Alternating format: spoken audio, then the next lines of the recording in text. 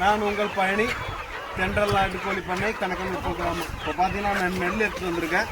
இப்போ பாருங்கள் இந்த கோழிகள்லாம் எப்படி. வாங்க கோழிக்கு இற போடலாம். எங்கேருந்து வராங்க பாரு. பா பா பா. ஓ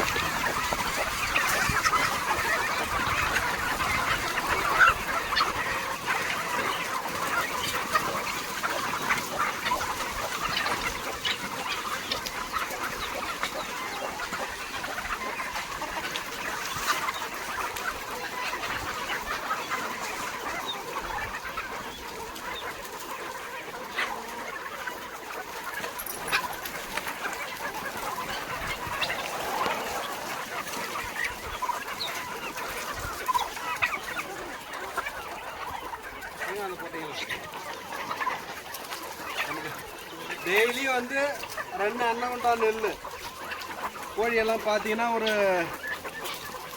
500-600 பீஸ் இருக்கு. ரெண்டு அன்னகுண்டா நெல் எல்லாம் நம்ம வீட்டுக்கு குத்தி சாப்பிட்ற நெல் தான்.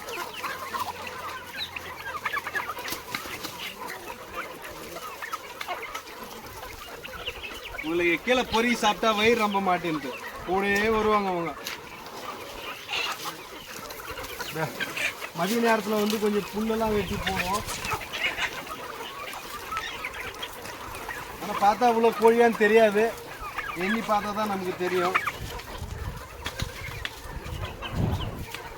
கோழியெல்லாம் இது 4-5 மாதத்து வெடிகளாக ஆகிப்போச்சு. எல்லாம் அடுத்த மாதம் முட்டை போட ஆரம்பிச்சிருவாங்க.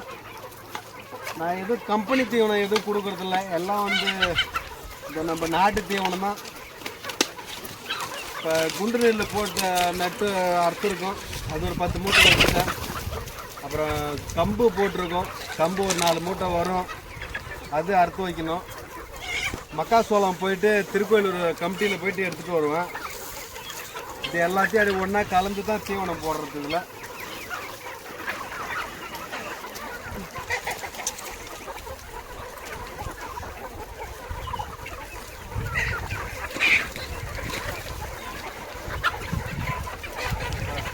நமக்கு எப்படின்னா இது முழு நேர வேலையாக இல்லை.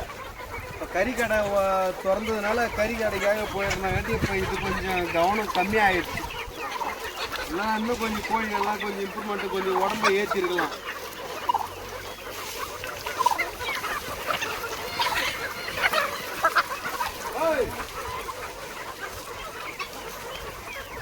அவங்க 2 பேர் சண்டை போட்டு ஊரில் ஒரே பிரச்சனை.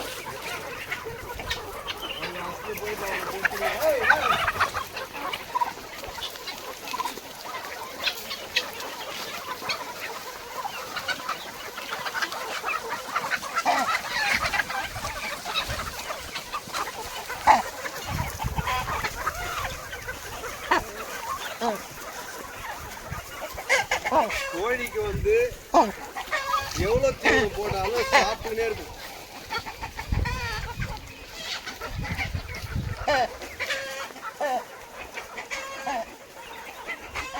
கோழி பொறுத்த அளவுக்கு நீங்கள் எவ்வளோ தீவனம் போட்டாலும் சாப்பிடாம இருக்காது, சாப்பிட்டுனே இருக்கும். அது இறப்பை பார்த்தோன்னா இவ்வளோ பெருசு கூட ஆகிடும். ஆனால் வந்து அது சாப்பிடாம இருக்காது, இருக்கிற வரையிலும் சாப்பிட்டுக்கினே இருக்கும் கோழி பொறுத்த அளவுக்கு. நாம் வந்து அதுக்கேற்ற மாதிரி ஃபுல்லாக அப்படி கொடுத்துனோம்னா அந்த தீவன பை பெருசாகிடும், கோழி பெருக்காமல் போயிடும். அது மெயின் ஒன்று பார்த்துக்கோங்க.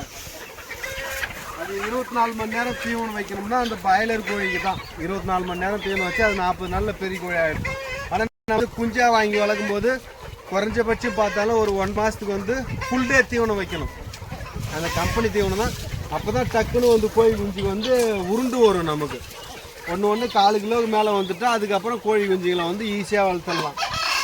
நம்ம பாருங்கள், இந்த நம்ம ஹெட்டு பொறுத்தாங்க ஒருத்தர் பெரியவர் இந்தப்போ வந்தப்போ ஒரு ரகத்தை தான் வளர்த்துக்கின்னு இருக்கேன். எல்லாம் ஒரு 40 குஞ்சுங்க இருக்குது. அந்த ரகத்தை கொஞ்சம் வளர்த்துட்டுனா அப்புறம் எனக்கு கொஞ்சம் ஈஸியாக இருக்கும்.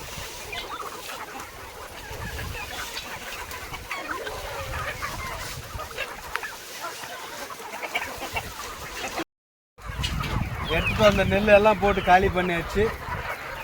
அவங்க தான் இப்போ இன்னும் பாரு அப்படியே சுற்றி வராங்க. எல்லாம் சாப்பிட்டுனே இருக்கும், எல்லாம் காலி ஆகிட்டு இருக்கு. பாருங்க இறப்பை பாருங்க, இவ்வளோ திரும்பி பாரு இறப்பை. ஆனால் இன்னமும் வராங்க பாரு கூட, எல்லாம் தேவையானது எல்லாம் சாப்பிட்டாங்க, இன்னும் கூட வராங்க. இது வந்து சின்ன வயசுல கொஞ்சம் அடிபட்டு இந்த கண்ணு நொல்லையாக போயிடுச்சு பாருங்க.